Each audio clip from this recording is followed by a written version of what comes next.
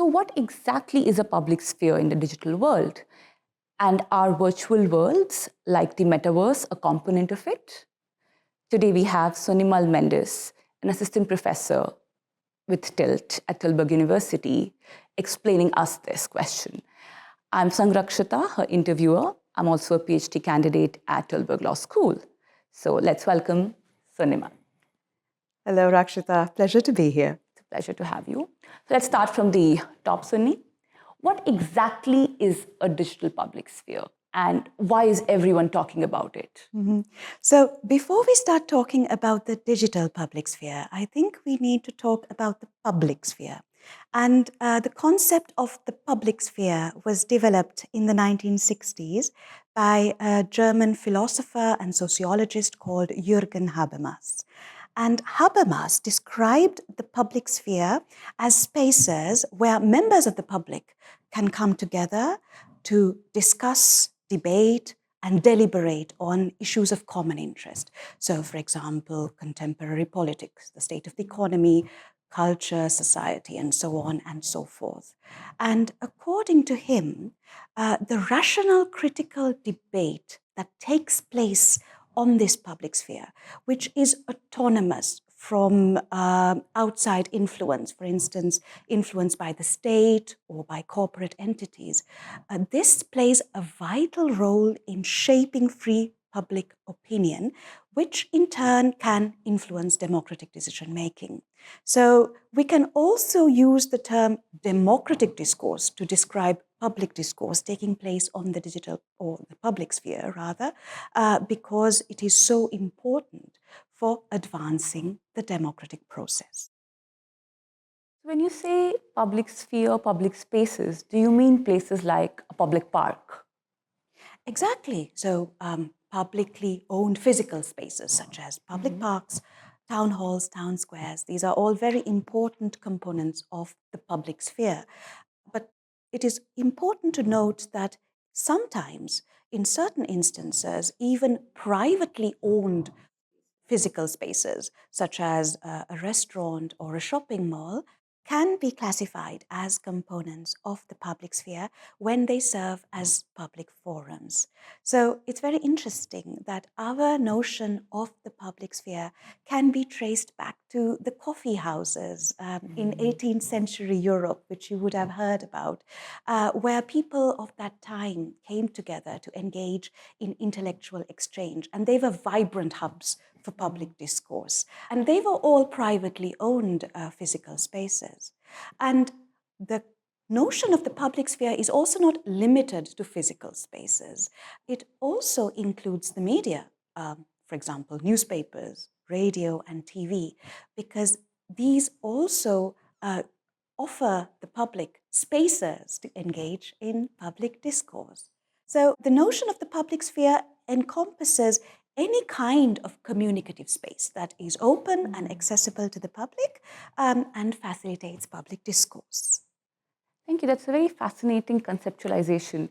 So that would entail that digital platforms are also a part of public sphere. And spot on. So with the proliferation of the internet and the advent of digital media, our public discourse has been increasingly moving online.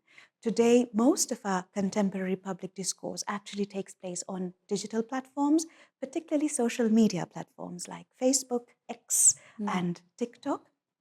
And this is what we mean by the digital public sphere. And we see how powerful the digital public sphere can be in terms of providing spaces for robust public discourse. Popular movements such as the Me Too movement, Fridays for Future, these demonstrated the potential of the digital public sphere for mobilizing members of the public and for shaping public opinion. And now, with the emergence of immersive, interactive virtual worlds, we have even more opportunities for engaging in democratic discourse on the digital public sphere. that's a very interesting take. Can you explain a bit more? Yes, of course. So If you look at our traditional social media platforms like Facebook, these are typically two-dimensional platforms. And the users are able to communicate via pre-edited content. For instance, by typing some text or posting an image or an audio clip or a video clip. But immersive, interactive virtual worlds that are three-dimensional, these allow for a much more diverse range of communication. So on virtual worlds, you can communicate via facial expressions, gestures, even haptics. So you could hug someone's avatar, you could hit someone's avatar. So this is why, in comparison with traditional social media platforms, virtual worlds offer us greater potential for engaging in democratic discourse, and why it's so important to make sure that these spaces can be governed in a way that can protect democratic discourse. Sunny, how can we govern these spaces to ensure that democratic processes are fostered here? So we need to make sure that these spaces are designed the right way and that they are governed according to fundamental principles that we already apply to the public sphere. For instance, these spaces should be open, meaning that all members of the public should have equitable opportunities to participate in the public discourse taking place on them. They should be inclusive, meaning that members of the public should be able to express diverse viewpoints on these spaces, and that those viewpoints are heard by others. And also, very important, is that the freedom and autonomy of the users of these digital spaces to express their viewpoints free of manipulation or control from powerful entities, for instance, the state or corporate entities, that this freedom is safeguarded. So when we talk about freedoms, we mean in terms of like the right to the freedom of expression. Absolutely. So freedom of expression is a very important fundamental right for fostering open, inclusive, democratic discourse in the digital public sphere. But there are also other freedoms. For instance, freedom of assembly and association, and even the freedom of thought.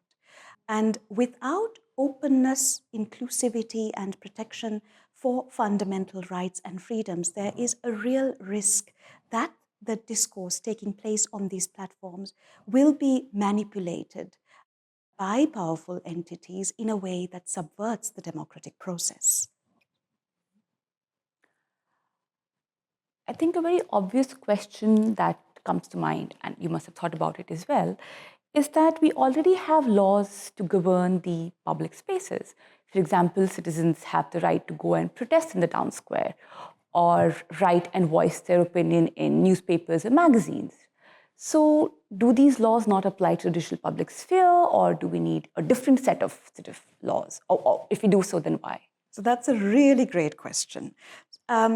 It's not that these laws don't necessarily apply to the digital public sphere, but there are challenges in effectively applying and enforcing them.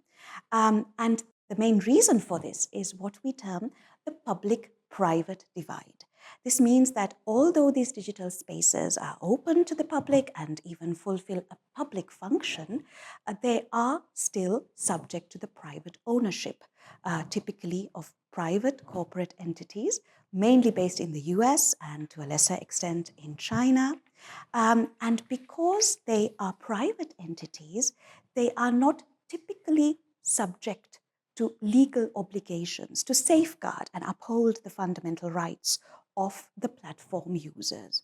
Rather, the governance is carried out according to the private terms of service, the contractual terms of service that is determined by the platform owner. And because of that, the platform owner obtains a lot of power and discretion in determining how the discourse taking place within that platform is actually governed. Another problem is the transnational character of these platforms. Usually the laws that apply to the traditional public sphere, to the public parks, the town halls, even newspapers, radio, these are determined by the national laws of specific states. Now, because these digital platforms cross different geographical borders of different states, and we say they have a transnational character, it becomes very difficult to enforce these national laws on the digital public sphere. And this is why the digital public sphere at the moment poses a great risk to democratic discourse. So if I understand this correctly, our public, virtual and digital town squares are basically owned by private corporations. Exactly. That is exactly true. And because they are able to govern these public spaces based on their own privately determined terms of service, that means they get to decide what content stays up, what gets taken down, and also what kind of user behavior is permitted or not. Yikes. Then what happens when these rules of these private corporations clash with, say, the freedom of expression or thought? Yes, absolutely. And that is the key problem, because without proper regulatory oversight, there is a danger that the way content is moderated and discourse is governed will actually be carried out not in a way that furthers the public interest in fostering robust public discourse, but rather in accordance with the private corporate agendas and in a way that serves the profit-making objectives of the private corporate entity. So what can we do then? Are there any rules which are already trying to fix this problem? Well, yes, the EU has made a lot of progress in this regard. So, for instance, we have the Digital Services Act, the DSA, also as regards copyright, because I am a copyright scholar, we have the Copyright in the Digital Single Market Directive, or the DSM. And all these laws, not just these two, but a whole host of laws, they really try to make sure that the private owners of these platforms are held accountable and that they are imposed with obligations to govern discourse in a way that serves the public interest. However, with the emergence of the metaverse, we are not sure whether these laws that were originally designed with two-dimensional platforms in view, non-immersive, non-interactive platforms in view, whether these laws can actually apply effectively to the metaverse, and even if they apply, whether they can be effective in terms of regulating different modes of communication. And it's very important that lawmakers start thinking about this seriously, because while the metaverse provides greater opportunities for communication and democratic discourse, at the same time, it also heightens the risks for wrongful suppression of lawful content or for failure to suppress unlawful or harmful content. So we are not just talking about the wrongful takedown of a meme or a GIF anymore. We are talking about the suppression or the takedown of a virtual art exhibition, of real-time live streaming, of a news broadcast that could be interactive. So therefore, if the governance is not carried out in a proper way, that means the risks to the freedom of expression, to our freedom of thought, right to associate and to assemble together, all these can be placed at risk. Thank you, Suni. I think I definitely have a clearer understanding of the digital public sphere and the burgeoning risks that require its regulation. This was a wonderful interview. Thank you. I also enjoyed it a lot, Rakshitha. Thank you so much for having me.